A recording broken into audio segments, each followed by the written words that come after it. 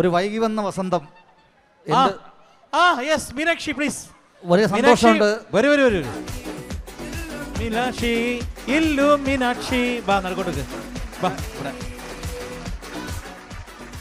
ഞാൻ മീനാക്ഷി വന്നിട്ടുണ്ട്. അങ്ങനെ പറയരുത്. കാരണം നമ്മൾ വന്ന് ഇത് ലേറ്റാ വന്നാലും ലേറ്റസ്റ്റാ വരുക എന്ന് പറഞ്ഞ പോലെ വന്ന ഉടനെ എന്നെയൊക്കെ വിളിച്ച് കയറ്റി നമ്മളങ്ങോട്ട്, അതാണ് അതിന്റെ ഒരു പവർ. സ്പോണ്ടേനിറ്റി ആയിട്ട് നമുക്ക് കാര്യങ്ങൾ കിട്ടും. ഞാൻ ഫാമിലി ആയിട്ട് വെറുതെ ഒന്ന് കറങ്ങാൻ വന്നാ?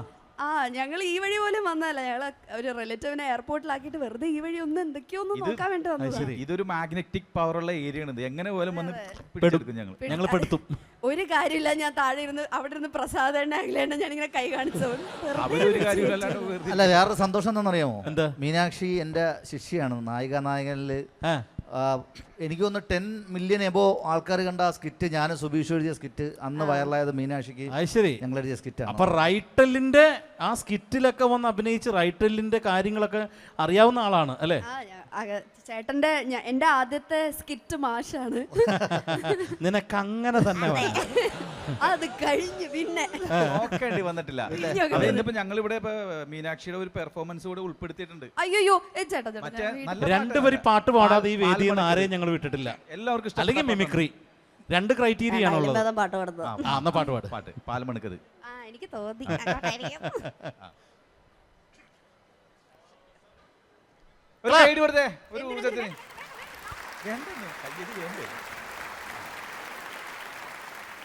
பால் மணக்குது, பழம் மணக்குது, பழனி மலையில எங்கும் ஒழிக்குதா, எங்கும் ஒழிக்குதா.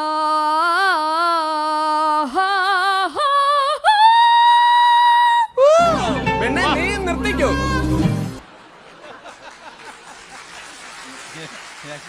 സംഗീതം പഠിച്ചിട്ടുണ്ട് ചേട്ടാ, പക്ഷെ ഒരു പ്രത്യേക സാഹചര്യത്തിൽ ഞാനത് നിർത്തി. ഇങ്ങനെ ഇതുപോലെ കിടക്കുന്നതിലേക്കൊക്കെ ഉപകാരപ്പെടുന്നുണ്ടോ? എന്നാലും ഒരു പ്രതീക്ഷിക്കാതെ വന്ന് മീനാക്ഷി നമ്മളുടെ ഈ ഒരു ധന്യമാക്കി എന്ന് വേണമെങ്കിൽ. ഒരു ബന്ധുവിനെ ഫ്ലൈറ്റ് കയറ്റി വിട്ട് വന്ന് പെട്ടത് ഒരു സിംഹത്തിന്റെ മടയിൽ എന്നൊക്കെ പറഞ്ഞ പോലെ റൈറ്റലിന്റെ വേദിയിലേക്കാണ് വന്ന് കയറിയത്. ഞാൻ മഴയൊക്കെ ആയതുകൊണ്ട് ഒരു പാന്റും ജാക്കറ്റും ഒക്കെ ഇട്ട് തണുത്ത് വിറച്ചൊരു മൂലക്കിരിക്കുകയായിരുന്നു. മീനാക്ഷി ഒരുപാട് വിശേഷങ്ങൾ ചോദിക്കണമെന്ന് ആഗ്രഹമുണ്ട്. നമുക്ക് മിമിക്രി നടന്നുകൊണ്ടിരിക്കണം എന്തായാലും. അതാണ്. പിന്നെ വേറൊരു കാര്യം, നായികൻ പ്രോഗ്രാമിൽ ഒരു ഈശ്വര പ്രാർത്ഥന ഉണ്ടായിരുന്നു. അത് പറയാൻ നിൽക്കായിരുന്നു ഞാൻ. പക്ഷെ കൂടെ ആ പുള്ളിക്കാരിയും കൂടി ഇല്ലാതെ ചെയ്യാൻ പറ്റൂല. അഖിലിനെ വിളിക്കാം നമുക്ക് വേണമെങ്കിൽ സപ്പോർട്ടിന് വേണ്ടിട്ട്. ഞാൻ മാഷാണെന്നാ. ആ മാഷാണെങ്കിൽ ശിഷ്യ മാഷും കൂടി പെർഫോം ചെയ്യാലോ. ഞാൻ മാഷായതുകൊണ്ട് ചിലപ്പം ബഹുമാനം കൂടിയിട്ട് ചിലപ്പം കുട്ടിക്ക് നല്ലോണം പെർഫോം ചെയ്യാൻ പറ്റാതെ. ഓഹോ, അങ്ങനെ കൂടുതൽ നന്നായി പോയോ? കൂടുതൽ നന്നായി പോയാൽ ഞാൻ ബികോം ഫസ്റ്റ് ക്ലാസ് എന്ന് പറയുന്ന പോലെ ഞാൻ മാഷായതുകൊണ്ട്. പിന്നെ മീനാക്ഷിയുടെ വളർച്ചയെനിക്ക് ഒരുപാട് സന്തോഷമുണ്ട്. കാരണം പിന്നെ അതിനുശേഷം മീനാക്ഷിയെ എന്താണ് നമ്മളെ TV ഷോയിലായാലും ഉടൻപണത്തിലായാലും ഒക്കെ പിന്നെ പ്രകടനം കാഴ്ചവെച്ച് ഇപ്പൊ എന്താണ് മീനാക്ഷി സിനിമയുടെ കഥകൾ കേട്ടോണ്ടിരിക്കുകയാണ്. ഞാൻ ശരിക്കും ഗുരുവായൂർ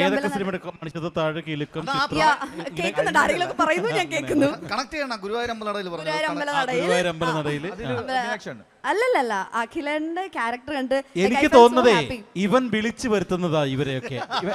അവന് പ്രൊമോഷന് വേണ്ടിയിട്ട് ഇവൻ അലൻ ജോസ് പെരേര, മീനാക്ഷി, ഇവൻ ആരെയൊക്കെ ഇവിടുന്ന് ഡയൽ ചെയ്യുന്നുണ്ടായിരുന്നു ഉച്ചയ്ക്ക്.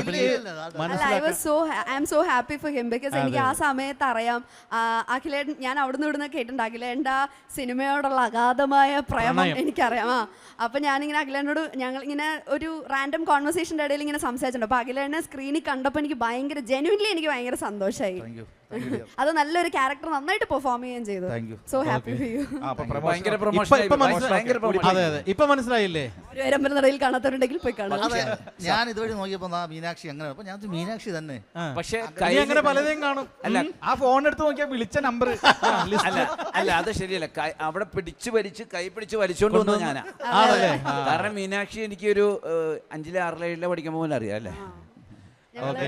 പ്രസാദിന്റെ ട്രൂപ്പില് ഉണ്ടായിരുന്നു എന്റെ ഒരു കസിൻ. അങ്ങനെ ഞങ്ങൾക്ക് അതുവഴി അറിയാം. പക്ഷെ നേരിട്ട് കണ്ടത് വളരെ ഈ അടുത്താണ്.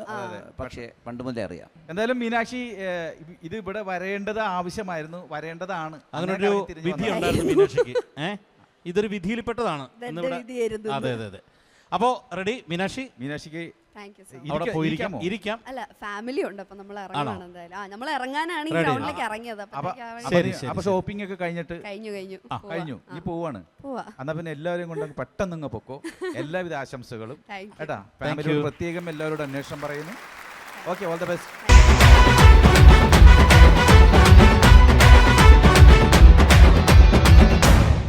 മിന്നും താരത്തിൽ അടുത്ത പെർഫോമൻസുമായി എത്തുന്നത് സ്റ്റാർസ് ഓഫ് പത്തനംതിട്ടയാണ്. கண்மணி அன்போட காதலன் நான் எழுதும் சிக்கடதாசி அணக்கடதுமே இருக்கட்டும் படி. അയ്യോ പാവം മഞ്ഞുമേൽ ബോയ്സിന് ഈ പാവപ്പെട്ടവന്റെ ചായക്കടയിലേക്ക് സ്വാഗതം. വന്നാട്ട് ഇരുന്നാട്ട് കുടിക്കാൻ ചായയോ കാപ്പിയോ അബദ്ധത്തിലെങ്ങാനും എൻ്റെ വായിൽ നിന്നെങ്കിലും വീണു പോയാൽ നിങ്ങൾ മാപ്പ് തരണം. നിനക്ക് ഞാൻ മാപ്പ് തരണമല്ലേ? നിന്നോട് ഞാൻ പൊറുക്കണമല്ലേ? എടാ, നിനക്ക് മാപ്പ് തരുവാനും നിന്നോട് പൊറുക്കുവാനും കഴിവുള്ള ഒരു സാധനമാണ് ആ തിളച്ചെണ്ണയിൽ കിടന്ന് തിളയ്ക്കുന്നത്. എന്നിട്ടും നീ അതിനെ വിളിക്കുന്നു സുഖിയനെന്ന്. അമ്പട ജിഞ്ചുണ്ടാക്കിടി.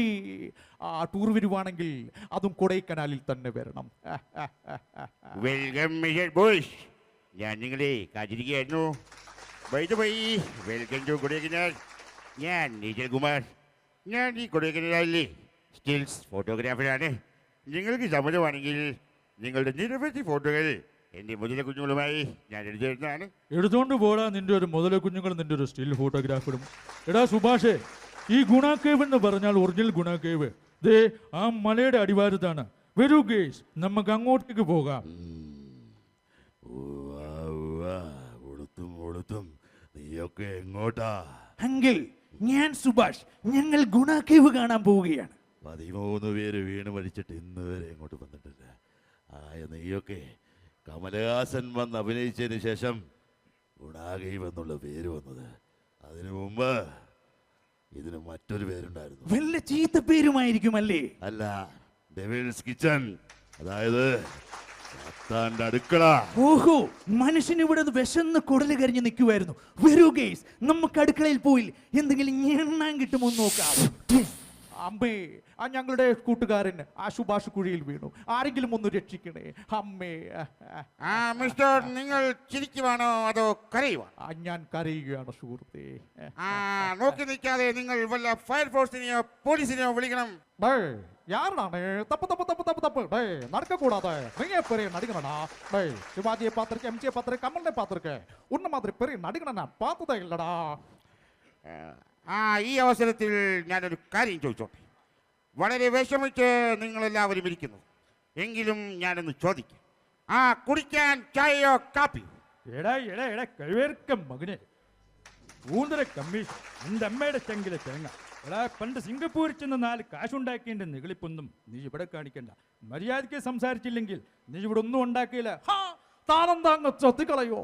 ഡാ, പണ്ട് ബോംബെ നിന്നല്ലേ നമുക്ക് കഞ്ചാവിൻ്റെ മയക്കുമരുന്നുണ്ട് ഒരു കുത്തൊഴുക്കായിരുന്നു.